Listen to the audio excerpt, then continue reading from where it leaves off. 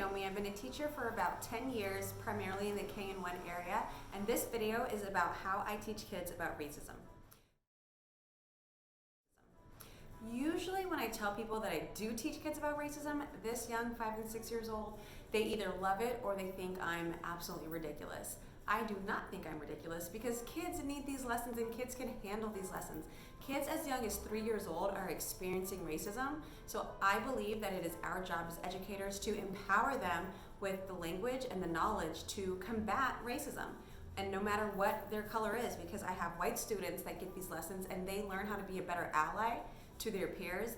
They learn to examine their own behavior and the behaviors of those around them. And then when I have students of color, they're able to recognize and label things that have happened to them, and they know the language to use to describe what has happened to them and also to fight back against what is happening to them. I do these lessons as a part of social studies time, and I love to throw these ideas out there to my students and allow them to discuss while I just kind of sit back and facilitate the discussion. Students are natural problem solvers. They have such a inclination towards trying to fix things, so letting them know like, hey, here's this problem, what do you think you would do about it, and presenting them with scenarios, fake or true, because you can definitely pull from current events and say, hey, here's what's happening in the world right now, what do you guys think about it, what would you do about it, is this a problem, do you agree with this, do you disagree, why not, and just have them brainstorming and talking and thinking, give them the language to use. You know, we have these big words out here like privilege and oppression and racism. Give them a vocabulary lesson. There's a lot of things that they don't know until we teach them. Give them the words to use, give them the language that they need to discuss, and you guys can have a really great discussion. You'd be surprised at some of the stuff that they say. Many times during our discussions, my students of all colors, again, will stop and share a story about them personally experiencing racism, being called a name or someone mistreating them because of the color of their skin, or being left out of something because of the color of their skin. And then on the flip side, I also have white students that will share about a time that they themselves participated in racism or saw it happening to somebody else, whether they said something or not. And now that they know that wasn't just being mean, that wasn't just being a bully, it was racist, they now have the language to use to call it out the next time they see it. And it's kind of like this aha moment for them where they realize, oh wow, this is even bigger than I thought it was, and now I have the language and the knowledge to do something about it. I'm gonna walk you through how I use these two books, or really just this book, but you could use this book too, but how I use this book, Chocolate Me, to talk to my kids about racism. In this story, if you haven't read it, this little cute little brown boy is being harassed, if you will, by 3 white students that they're kind of trying to be friendly and joking somewhat, but they are making fun of the way he looks or making fun of his African American features. And when I first read the book with my students, they're kind of like, oh, they're being mean or they're being a bully. And that's where I stop them and say, you know what, it's more than just being mean and it's more than just being a bully. I'm gonna let you guys know what this is called. This is actually called racism. Has anyone ever heard of that word before? And they are usually saying, no, they haven't. I've had a few students say, yeah, my son. That's fine. So they're usually saying, wow, I've never heard of that word. And then I let them know. I've created a book that I'll show you in a second. I've created an ebook, and I let them know this is what racism is and here's why it isn't okay. Yes, I like those books that are on top of there. Oh, thank you. So my teaching partner and I, LaNesha and I, decided to start creating our own resources because we knew that there weren't really lessons out there that were tackling subjects like this with smaller students. And in order to introduce some background knowledge, we began creating our own ebooks in PowerPoint. We did our own research, we found our own pictures so that we could present information to our students to get the topic started, to give them some background knowledge so that we could all read the picture book later on and all have the information that we needed to have going into the text. So my teaching partner and dear friend and I, LaNesha and I, created this ebook in PowerPoint. We just grabbed pictures from a website called pixabay.com. We did our research and we put in information that would equip our students with the background knowledge that they would need to tackle this picture book later, to really understand the behavior that they were seeing in the book and why it wasn't okay and what to call it later on. It would then help them later on during discussions. We built in questions to ask them about it before we read it. We said, okay, here's what we're going to learn about today. because this was part of our reading lessons, and we built it into the standards even so that we're still covering Common Core standards, but with a really awesome topic to be covering that students need to know about. We create anchor charts every day of our lessons and hang them up in the classroom so that students can refer back to them and learn from them. We do a lot of turn and talk during this time. They're turning and talking, we're recording what they're saying, and it's just a really amazing time, and everyone is engaged. And then we have a time of comprehension questions where we are allowing them to turn and talk. They also have dry erase boards. I like to, pop in on certain groups and find out what they're talking about, share a great answer with the class, call in another group to stand up and share their answer. And it's really just this high level discussion that is meeting the Common Core standards, but also tackling a subject that is going to be, possibly life-changing for someone later on. So that first day is spent entirely on just talking about what racism and self-esteem are. Then we actually get into reading the book Chocolate Me and start asking and answering questions about the text, but also going in a deeper level to talk about the racism that's going on. It's embedded in the questions that we ask our kids.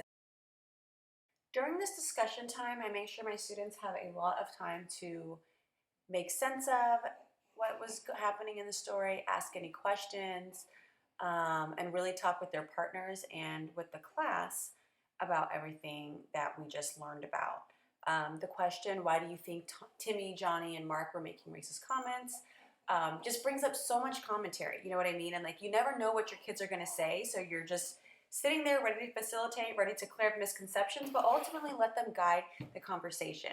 And then the question, do you have any connections to this story? As you can see, I'd never asked, have you ever been racist? It's just, do you have any connections? And you'd be so surprised. And these are questions and these are stories that you would probably otherwise never hear, because when would they have the chance to share this in class? When would this, authentically and genuinely come up? And it's really just a time of sharing and learning from each other that helps everyone grow in the best way possible. I lost my train of thought. You want to say hi? Say hi. Hi. Okay. But I let them know that it's more than just being mean. You're not just being a bully, you're being racist, and I let them know why that's not okay. Me being a black woman, I can speak from personal experience. So if you have a story to share your own story. Whether you've been on the receiving end, maybe the giving end, or the witnessing end of racism, all of us have been around it at some point in our lives. So speak to that. You can be honest, share real life stories. You could also share stories about things that happen in the classroom. This situation happened the other day, or here's what I heard on the playground, from somebody, and this was racist, and here's what you can do to try to fix that. I love how it empowered my students to speak up for themselves and also to speak up for their peers when they had that language to use. I remember one of my students sharing that her brother didn't want to be friends with somebody in his class because the girl had dark skin, and she's like, and I let him know that was racist and that he shouldn't do that. And she's like, and he listened to me, and it was like, great, high five, I'm so proud of you, way to be an ally, girl. So these lessons are just powerful, they're needed, kids can handle them. Like my friend LaNesha always says, little kids can handle big conversations, and I know that it's true because I did it every day in my classroom. We covered so many topics that others would deem controversial, but are needed. Social studies is needed. It's critical that we do it. It's not controversial, it's critical that we do it because we are putting these students out into the world, and they need to become citizens of a global world. They need to be able to interact with people from different cultures and different races and learn to let go of these biases and stereotypes that they have, and it starts with lessons like this. So now this brings us to day 3 of this lesson, which is retelling the story and also understanding the lesson, which is when you really can make sure, are they getting that the boys were racist and that it's not okay because it could be affecting the boys' self-esteem. So we retell what happened in the story, again, hitting those Common Core standards, but also focusing on the bigger picture of racism. And we discuss what the boys are doing and what's going on in the story. When the students are retelling the story, they're really, really using that vocabulary, discussing it at a high level again. When they talk about the lesson learned, they're usually, all agreeing that the lesson was that you shouldn't be racist, and that the boy learned that racism was bad and that he should still feel good about his skin color despite the fact that these boys were racist. And that's what I really want all of them to walk away with. Like, racism is what's wrong. You're not wrong. The person being of color is not what's wrong. If a student ever asks, a question that you are uncomfortable answering or you simply don't know, let them know, I don't know, let me get back to you, and you can do some research and get back to them in a follow-up conversation the next day. Also, this should not be the only lesson about race you have in your classroom. This could be like a jumping off lesson, but as the year goes on, you will find, or you should find, that there are plenty of other times where you can bring race and racism into the conversation, because it is literally around us all the time. With all of the media that we consume and the society that we live in, racism is a part of some people's, our everyday lives, and it's not something that we can choose to ignore, so it's important to talk about. On to day 4, again hitting on more standards, which is understanding the character's feelings and comparing their experiences. And by this day, they're super comfortable talking about this topic. They've shared a lot, they've grown a lot, and we can really discuss why the characters are feeling a certain way, and it just helps us process the impact of racism that much more. During our discussion questions, again, this is the time when they are turning and talking. They have dry erase boards. It's kind of like individual discussions going on, group discussions going on, one-on-one with me and a student going on. It's just a really huge discussion time, and we kind of all share our experiences together and learn and grow. And then we're looking back at the anchor charts we've made constantly to help add on. I added in a teacher think aloud at the end of this story because I didn't really like that there wasn't any consequences for the students that were being racist, the kids that were being racist, and there wasn't any time that they learned their lesson or that they learned that it was wrong. So I like to turn it back over to the students about what do you think could have been added to it, and a lot of the times they say he should have went over and told them that they were being racist, or his mom should have told them they were being racist, or the boy's parents should have told them that that was racist. They shouldn't have raised them that way.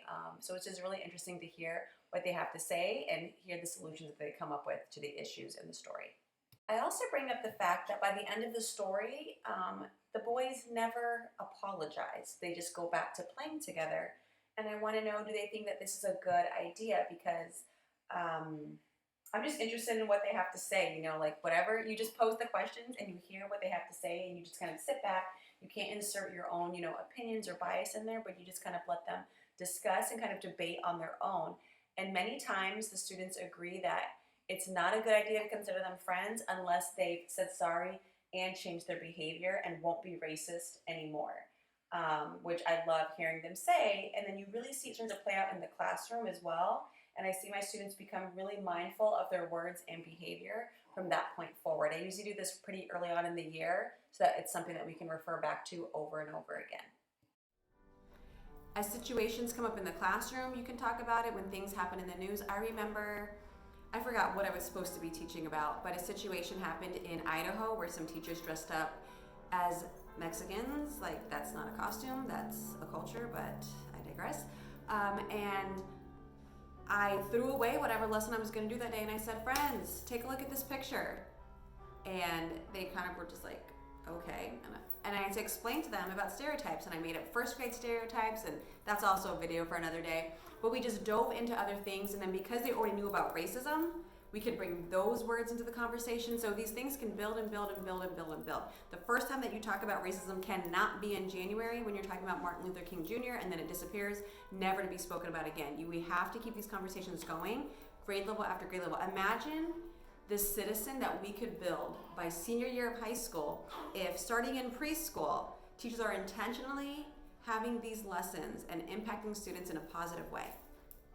So the last day of my lessons are always a task that the students have to complete to show me that they understand what we have been discussing. So after we read this story, the students have to be prepared to teach someone the difference between being mean and being racist. And this really shows me how much they got what was going on.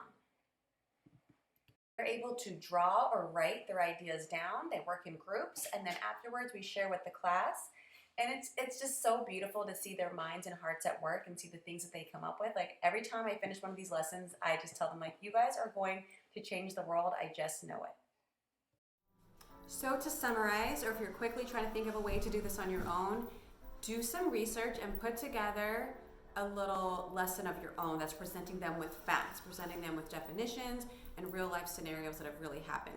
Find a picture book that is going to introduce the topic to them in a kid-friendly way, and then kind of gauge where they are. Who knows what, who's experienced what, or who's just kind of clueless about everything, and then go from there. Your kids really have to guide the discussion. Like, you can't really sit and do everything that I did because you don't know what your kids' responses are going to be. You kind of play it by ear and let the conversation go where it may.